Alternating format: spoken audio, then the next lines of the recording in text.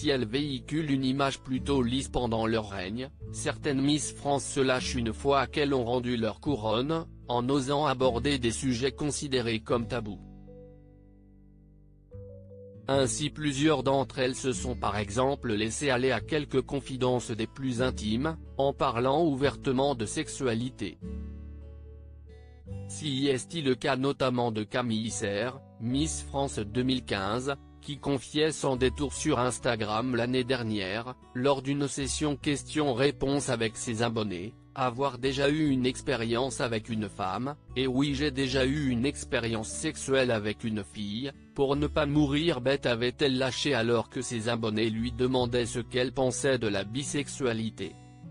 Lancée sur le sujet, la jolie blonde avait ajouté que selon elle il était important de vivre une sexualité épanouie, je pense qu'il s'agit plus d'une question d'attirance mutuelle que de genre, notait-elle.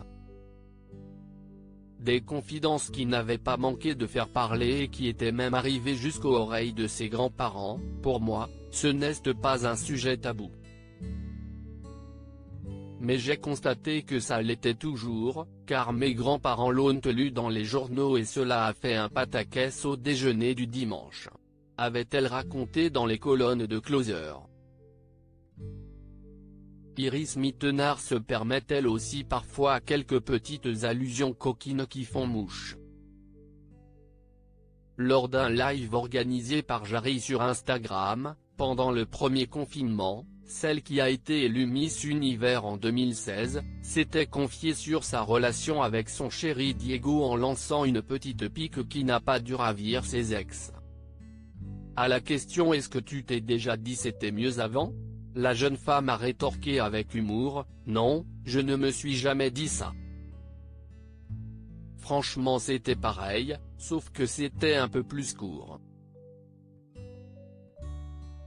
Je ne suis pas mécontente de ce que j'ai en ce moment. » Une réponse surprenante qui avait bien fait rire Jarry. Quelques mois plus tard, Iris Mittenard avait une nouvelle fois fait parler d'elle, en raison d'une blague grivoise.